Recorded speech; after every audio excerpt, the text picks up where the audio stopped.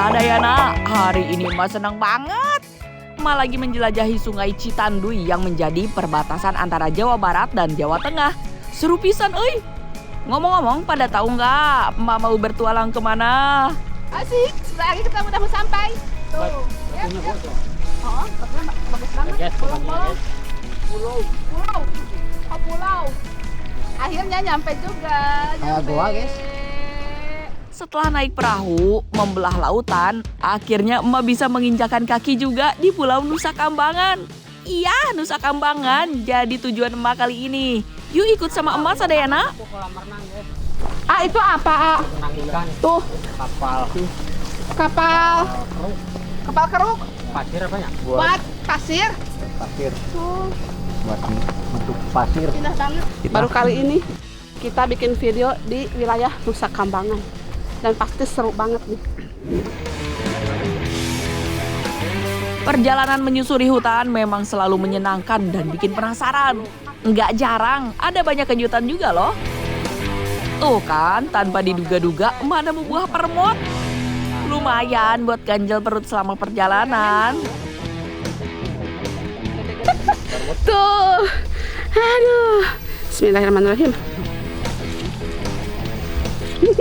Yuk, lanjut. Buat ganjel perut.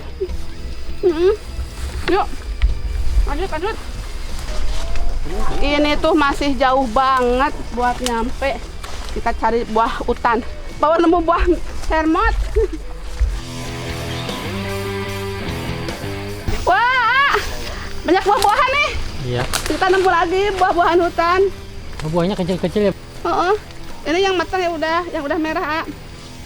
Ini tuh namanya buah hampelas. Hampelas. Kecil-kecil ya, kayak buah salam ya. Nyobain yang merah yang udah matang. Enak ya? Manis Ada manis-manisnya. Buahnya kecil. Lihat. Mau? Nih. Ini buah hampelas namanya. Tapi nggak dia makan monyet ya? Nggak ada kali Tapi rasanya enak. Baru juga nemu buah hampelas, emak udah nemu buah lainnya. Rendong apa ya? Kalau yang ini namanya buah harendong. Nah, Sadayana, sebenarnya ada satu jenis buah yang lagi emak cari di perjalanan ini. Tempat pendatang.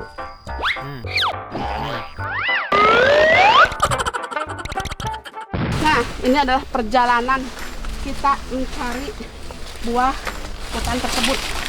Katanya sebentar lagi kita nyampe. Tapi ini jalannya agak ekstrim nih. Benar-benar ekstrim. Kayaknya ini langka banget terjamah sama manusia. Soalnya ini banyak banget rumpun.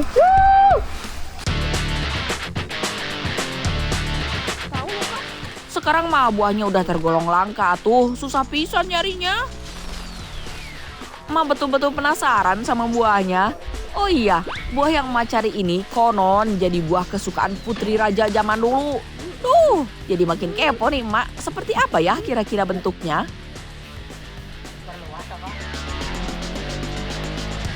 Aduh, nemu buah lagi ya. Gak usah ini mah. Oh iya, Angasa apa ya? hangasa. Tapi masih mentah. Mentah ya. Oh, kita belum beruntung soalnya rasanya enak banget, manis, punten. Tapi Bener, lumayan buat ganjel perut. Wangi soalnya rasanya. Oh benar, masih mentah. Sok yang mentah lagi dimakan nggak apa-apa. Kita kurang beruntung. Masih mentah ini.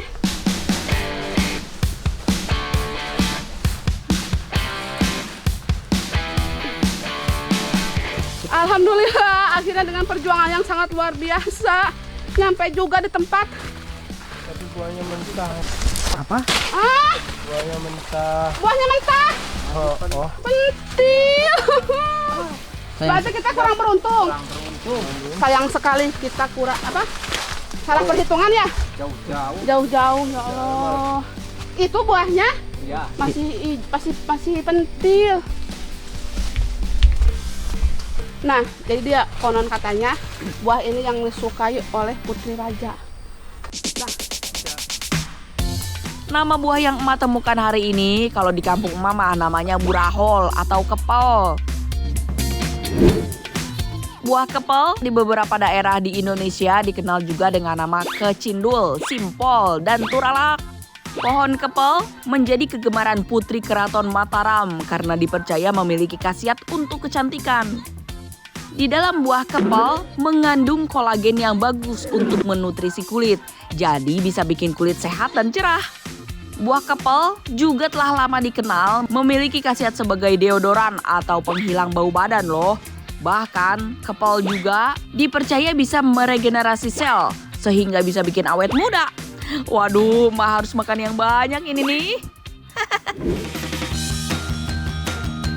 Jadi warnanya mau matang, mau mentah tuh kayak gini. Sama coklat. Jadi nggak ada perubahan ya Ayah? Cuman ukurannya. Cuma dari ukuran agak besar. Sengit ya. Oh jadi kalau udah matang mah baunya bau wangi. Wangi. Butuh waktu sekitar 6 bulan untuk menunggu buah burahol matang sempurna. Di setiap batang pohon, burahol bisa tumbuh dalam jumlah banyak. Kalau satu gerombol ini bisa sampai 10 buah, oi.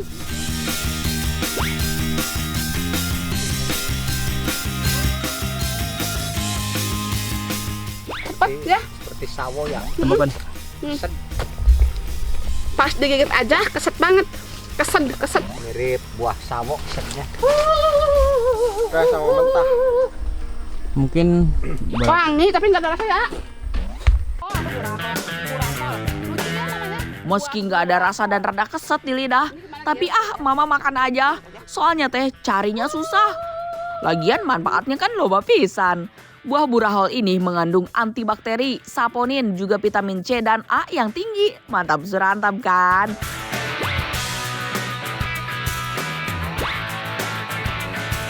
Karena buah ini kalau udah matang tuh enak. Jadi abis sama burung, sama monyet. Bukan sama kamu, bukan. Lu di sana tuh. yang monyetnya jangan ke atas. Bukan kamu. Nah, Sadayana, itulah petualangan emak hari ini untuk mendapatkan buah kesukaan Putri Raja. Seru pisan kan? Sadayana, siang-siang gini enaknya masak apa ya? Emak teh jadi bingung, mau masak tumis-tumisan atau yang berkuah? Kebetulan di rumah emak masih ada kacang panjang hasil berkebun tadi pagi. Gimana kalau kacang panjangnya emak tumis aja? Gampang. Terus rasanya pasti enak banget tuh. Oke Sadayana, sebelum masak-masak seperti biasa, siapin dulu bumbunya ya. Kita masukkan garam secukupnya saja. Kita masukkan kemiri, bawang putih, sama bawang merahnya. Kita tumbuk sampai halus. Bahan yang emak gunakan di sini sangat sederhana. Pasti tadi di dapur Sadayana juga ada ya. Emak sengaja ngulek bumbunya pakai cara manual biar makin mantep. Ya, bumbunya sudah halus seperti ini. Dan tinggal menggorengnya. Tumis-tumis bumbu sampai harum. Ini sih nggak perlu pakai lama Sadayana, 5 menit aja. Oh iya, jangan lupa biar ada rasa pedes-pedesnya, masukin irisan cabai merah dan tomat, gula merah juga. Aduk-aduk lagi sampai semuanya tercampur. Lalu kita masukkan kacang panjangnya. Ini sudah dicuci bersih ya pemirsa. Biar nggak terlalu kental, masukin sedikit air ya Sadayana. Oh iya, kacang panjang ini nggak cuma sekedar sayuran biasa loh. Soalnya punya banyak manfaat. Di antaranya untuk menurunkan tekanan darah, mengontrol kadar gula darah, hingga menjaga sistem pencernaan agar tetap sehat. Biar makin sedap, jangan lupa nih masukin penyedap rasa sedikit aja. Atuh, maklum ya, orang dulu mah masak yang penting pakai micin Sadayana.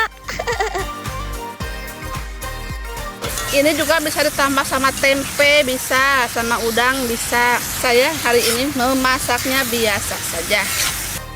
Akhirnya yang ditunggu-tunggu matang juga. Gimana Sadayana? Gampang banget kan? Cocok banget nih buat jadi menu makan siang kita. Suami emak pasti seneng pisan nih. Ini bisa dimakan loh.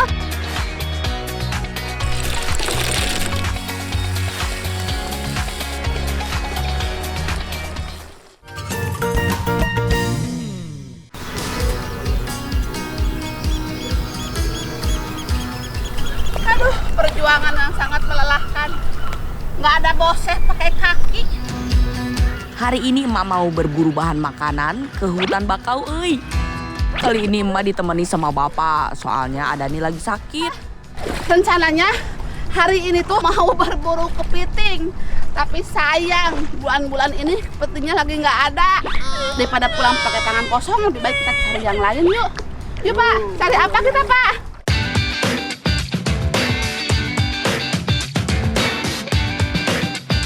Ya beginilah pengalaman emak kalau lagi berburu bahan makanan. Kadang nggak sesuai harapan. Yang dicari malah nggak ada. Tapi emang nggak patah semangat dong. Pantang pulang sebelum dapat. Di muara sungai ini banyak loh bahan makanan tersedia tanpa mengenal musim. Salah satunya sejenis kerang yang di tempat emak dikenal dengan nama susuh tumpeng.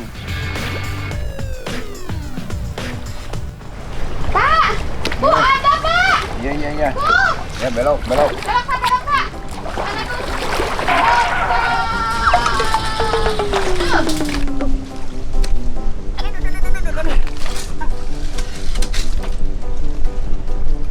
Kita menemukan sesuatu. Aduh, ini sepatu berat banget. Ibu jalannya.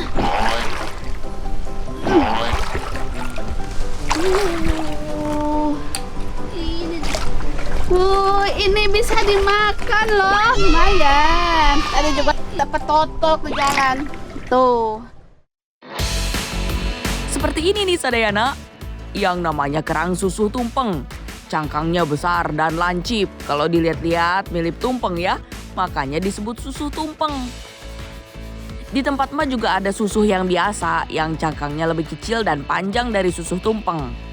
Nama kerang tumpeng bisa ditemui di berbagai daerah loh, meski bentuknya nggak selalu sama. Seperti yang ada di Sukabumi, Jawa Barat. Kalau yang satu ini hidupnya di laut, Sadayana. Kerang tutumpengan hidup di karang-karang pantai pasang surut. Kita bisa menemukannya sepanjang tahun tanpa mengenal musim. Nah, ada juga di Aceh nih, kerang tumpeng hitam ini bisa ditemukan di muara sungai dan sering dimanfaatkan sebagai bahan pangan. Bahkan tak jarang diperjualbelikan. Wah, alhamdulillah dapat juga. Nih, ini juga ada susu nih. Cuma beda jenis. Ini lebih kecil, ini besar. Tapi enaknya sama. Yang ini mah buat ntar aja. Banyak kan tuh. Buat nggak kemakan. Jadi sayang. Waktu yang tepat untuk berburu susuh tumpeng itu emang saat air laut lagi surut. Soalnya kerangnya teh langsung terlihat. Jadi emang nggak perlu susah ngubek-ngubek di dalam lumpur. Di sini banyak banget. Tuh lihat, hasil perburuan emak hari ini melimpah. Oh, banyak. Kayaknya udah cukup deh Pak. Kita pulang aja yuk. Hilang Pak satu. Oh ada. Bukan. Tinggal satu. Aduh.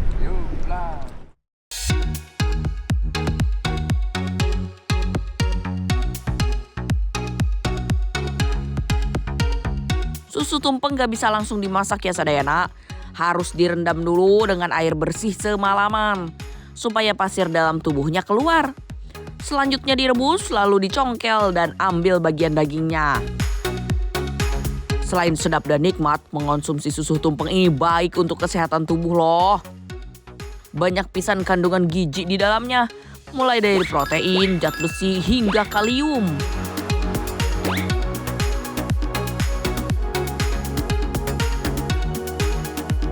Manfaatnya baik untuk mengatasi anemia dan meningkatkan sistem imun dalam tubuh kita.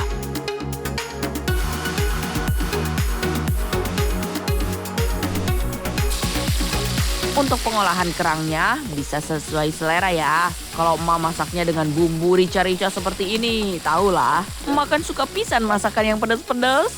Bahan-bahannya seperti biasa, ada bawang merah, bawang putih, cabai rawit, tomat, serai, kaldu, dan garam. Oh iya, mama kalau masak rica-rica, cabai rawitnya mesti banyak. Biar pedasnya nampol. Biar masakan makin enak, juga buat menghilangkan bau amis dari kerangnya.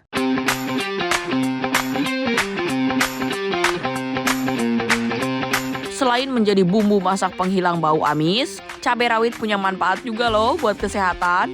baik untuk sistem pencernaan dan metabolisme tubuh karena kandungan capsaicin di dalamnya.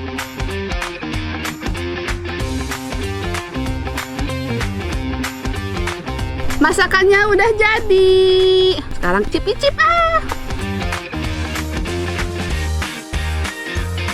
Pasti ini seger banget nih. Susu tumpeng. Aduh, masak rica-rica nih. Pedas banget. Nah, bismillahirrahmanirrahim.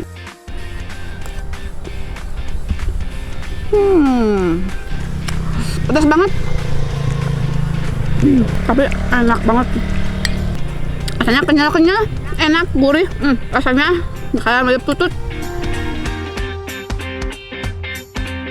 Emang ya, daging kerang ketemu dengan bumbu rica-rica nggak pernah salah. Raos pisan.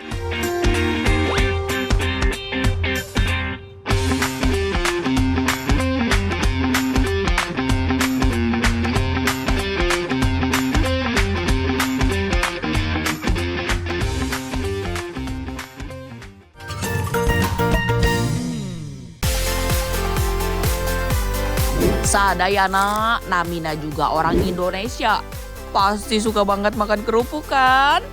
Belum Abdul makan kalau nggak ditemenin sama kerupuk. Kriuk-kriuknya itu loh bikin nagih. Tapi Sadayana udah pernah belum cobain kerupuk yang digoreng nggak pakai minyak? Kayak kerupuk usek khas dari Pekalongan ini. Kalau Mbak teh pastinya udah pernah dong masak pakai pasir. Lumayan loh bisa ngirit minyak goreng yang harganya mahal. Apalagi makan tinggalnya di pesisir, jadi gampang pisan buat dapetin pasirnya. Sekarang ikut Mayu ambil pasirnya heula. Saya akan mengambil pasir yang di sini saja. Soalnya di sini bagus dan bersih, lihat tuh.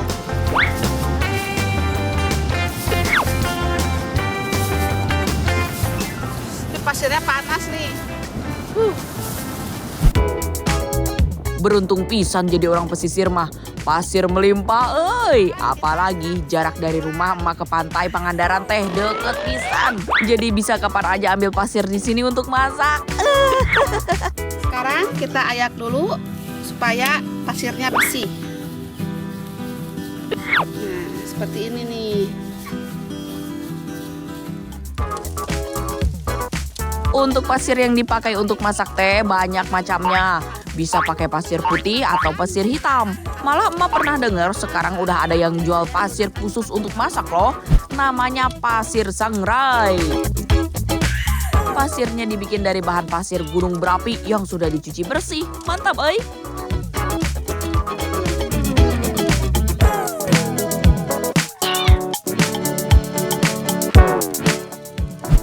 Diatur ya, jangan terlalu besar, cukup menggunakan baraknya saja. Biasanya kalau apinya terlalu besar, wajannya nggak kuat, suka bolong. Supaya panasnya merata, pasirnya kita aduk-aduk seperti ini. Sebaiknya teh wajan yang dipakai terbuat dari tanah liat, biar lebih kuat menahan panasnya pasir. Jadi nggak bikin wajan bolong. Kalau pakai wajan biasa mah, saranin apinya jangan terlalu besar ya. Hari ini saya sudah menyiapkan 4 jenis makanan, yaitu kerupuk, jagung, kacang, dan yang terakhir telur biasa. Ini semua masih mentah ya. Nah, semua ini akan saya masak menggunakan pasir. Pasir teh bisa untuk menggoreng karena butiran pasir bisa menyerap panas api. Jadi bisa mematangkan bahan makanannya. Paling sering kita dengar mah cuma kerupuk pasir aja ya. Biasanya disebut juga kerupuk melarat. Kerupuk pasir ini pertama kali dibikin tahun 1920-an di Kediri. Saat itu teh susah buat dapetin minyak goreng di masa penjajahan. Makanya pakai pasir buat penggantinya. Oh iya Sadayana, makanan yang digoreng pakai pasir teh bakal rendah kalori. Pas pisan buat emak yang lagi diet. Oh iya, rendah kolesterol juga loh. Tidak perlu menunggu lama, ini sudah matang karena pasirnya tadi sudah sangat panas. Nih, lihat hasil kerupuk yang sudah matang. Sama kan kayak pakai minyak goreng. Kerupuk tetap bisa mekar dan matang sempurna. Renyahnya mah nggak kalah tuh sama yang digoreng dengan minyak goreng. Selanjutnya mah mau goreng brondong jagung pakai pasir. Caranya sama kayak goreng kerupuk tadi ya. Diaduk terus biar nggak gosong. Yang ketiga, kita akan menyangrai kacang tanah. Wow. Iya, ini teh bisa disebut juga kacang sangrai. Rasanya garing pisan, enak loh sadayana. Lihat tuh, udah mulai mau mateng. Kelihatan tuh, kacang tanahnya udah mulai agak-agak kecoklatan. Kalau sudah berubah warna, segera diangkat ya kacangnya biar nggak gosong. Ini udah matang, sekarang kita angkat saja.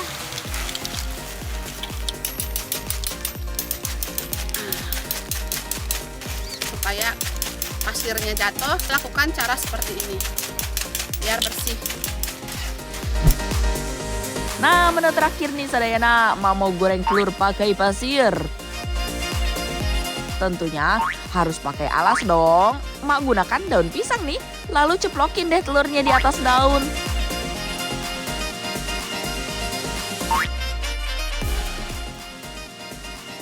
Tuh, telurnya perlahan berubah warna, mulai matang pinggirannya. Dibandingkan menggoreng kerupuk, berondong jagung, dan kacang, masak telur ini agak makan waktu. Kuncinya adalah sabar. Tada, masakannya sudah jadi. Saya memasak semua ini menggunakan pasir. Nggak nyangka ya, 4 makanan ini dimasak pakai pasir. Buat sadayana yang tertarik masak pakai pasir, sok we ditiru cara masak ala emak. Biarpun sedikit ribet tapi nggak apa-apa, karena hasilnya pun lebih sehat. Mantap serantap, oi!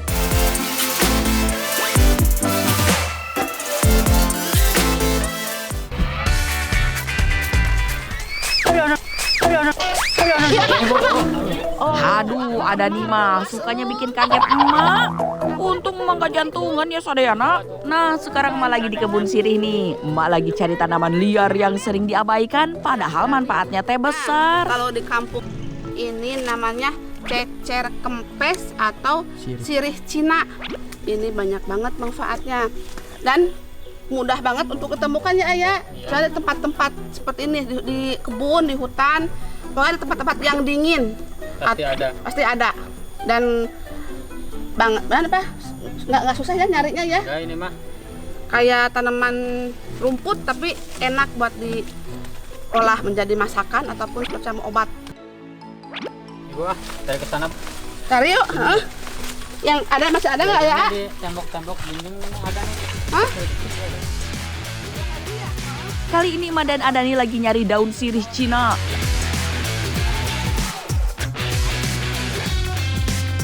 Tanaman ini dikenal juga dengan nama pepper elder atau tanaman semak yang bersinar. Ulu, cantik pisan ya namanya.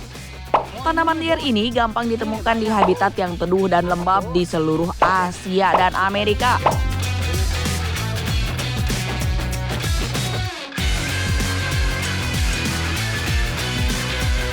Nah, selain di tanah juga bisa tumbuh di bekas ini, di bekas apa ini Pak? Pas tembok. Tembokan buat apa balong ya? Pokoknya Ini mah kayaknya bekas balon. batu-batu atau bekas-bekas rumah ya. Di halaman rumah juga suka ada bekas pohon yang udah kering, udah basah, udah buruk. Nah, nih contohnya. Tambah-tambah. Yap. Yaudah yuk, A. Jalan ya. Apalagi pak Yuk, cari yuk. pinggiran sungai apa kemana? Ya, bisa tuh. Yuk. Yuk. Dengan sungai misalnya suka banyak, A. Sekilas daun sirih Cina tuh emang mirip banget sama rumput. Padahal kalau diperhatikan lebih seksama, daun sirih Cina ini punya bentuk yang khas. Iya, bentuknya seperti hati dengan bagian ujung lancip. Oh iya, daun sirih Cina ini juga tanaman yang berbeda dengan daun sirih ya. Meski keduanya sama-sama memiliki bau yang harum. Nah, di pinggir jalan juga banyak. Biasanya orang-orang sekitaran sini mengambil tanaman ini tuh buat jamu. Tapi buat lalapan juga bisa.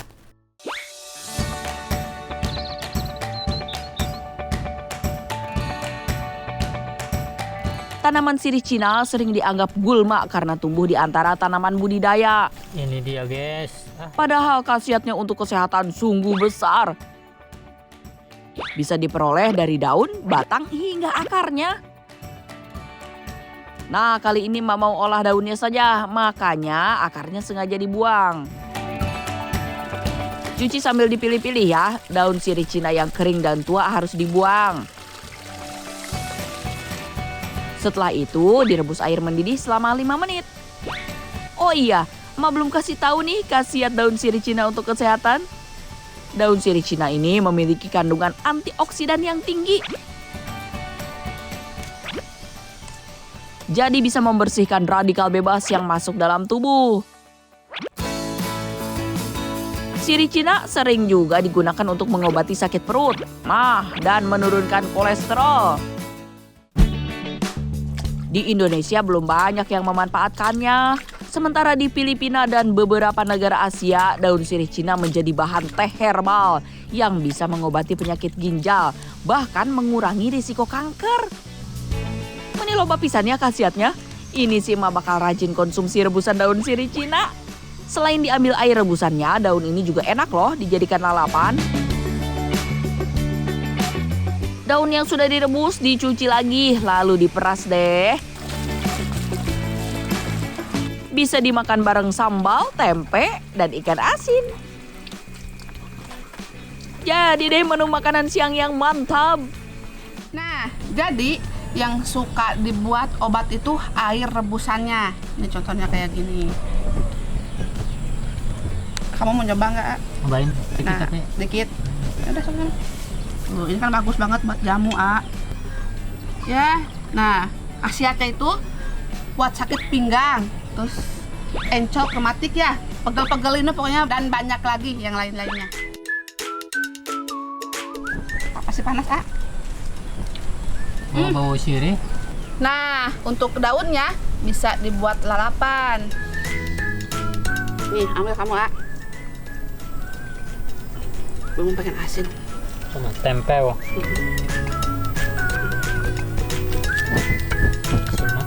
Sambalnya pedas pasti nih. Bismillahirrahmanirrahim.